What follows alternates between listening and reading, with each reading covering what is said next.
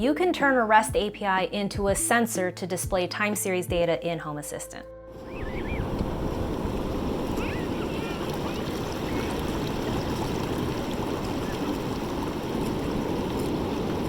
Let's track the tides using the NOAA API, which gives free access to all sorts of ocean weather data.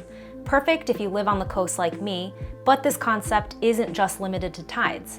In the winter, when I go to the mountains, I look up the latest snow report every day to see if there's any fresh powder. But I can use a free weather API to track it programmatically. There's a bunch of free APIs out there for nearly every category you can think of. In this video, we'll bring tide data into our Home Assistant dashboard, and then set up an automation to notify us when the tide is particularly high or low. Whether you're out on the water, headed to the beach, or just like keeping tabs on nature, this integration is a fun little project. And you'll learn how to bring data from a REST API into Home Assistant. When I first started looking into adding a tides graph into Home Assistant, I found quite a few integrations already. But some weren't well documented or maintained, and one even required a paid API. But I did come across this one. It's well documented and beautifully presented using a custom mini graph card. This is a great option, so I'll drop a link if this is exactly what you want. The project requires a little more setup than what we'll be doing, but it's well maintained and might be worth checking out. That project had 95% of what I needed, but I wasn't able to customize it as much as I wanted to. So let's go back to basics and build our own tides tracker from scratch using a free API. On the NOAA website, you can find your closest weather station. There's a lot of data about the currents and ocean weather, and you can see what it looks like over time. I want something just like this to track the water level and see when the next tide or low tide is coming up. We're gonna need our station ID, so let's grab it now and head over to Home Assistant. Next, let's add the NOAA tides data to Home Assistant. In Home Assistant, go to Settings and Add-ons. I'll be using the VS Code add-on to update our configuration.yaml file. You can add it from the store if you don't have it already, or you can use the file editor, SSH, or any other way you like to edit your config files. In your configuration.yaml, add this code snippet to configure your RESTful sensor. Here's your API resource and parameters. This is where you can update the station ID with your own. And this REST integration will be cloud polling, or asking the API for new data, new updates, once every 6 minutes. And you'll need a full Home Assistant reboot to apply the changes. All right, now let's add a graph of the tides data to our dashboard.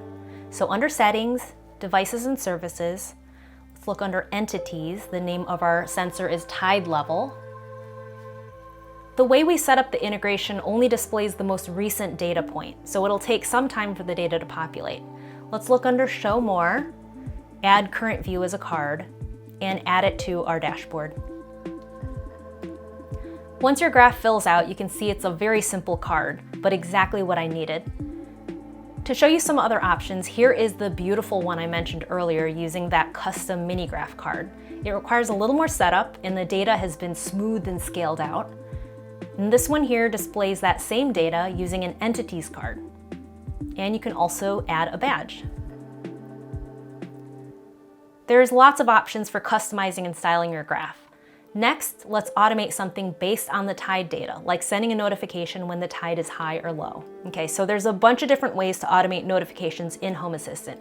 If you have the Home Assistant mobile app on your phone, you have the option to send a push notification.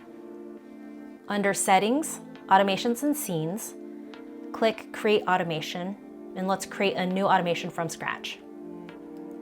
We'll add a trigger for Entity, Numeric State. This is so that we can trigger an automation when the tide level crosses a given threshold.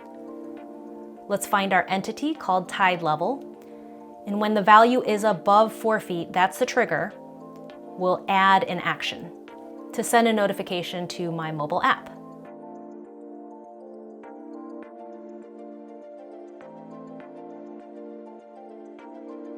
It's a little bit hard to see in this UI, so let's look at the raw YAML.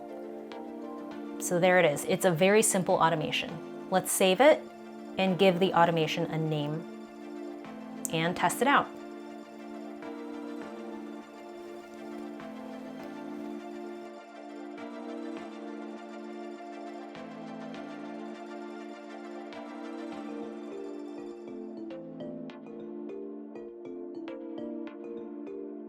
Cowabunga, we pulled in the tides data into Home Assistant, created a graph, and then set up an automation. We used this RESTful sensor integration, and I was kind of surprised that it wasn't more popular, since there's so many free APIs out there. I was thinking about it, and I think the reason why is because the Home Assistant ecosystem really thrives on community contributions. It's one of the reasons why Home Assistant is so magical.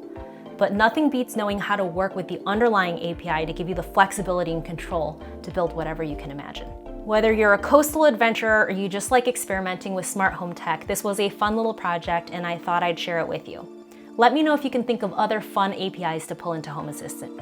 And thanks for watching. I'll see you next time. Bye.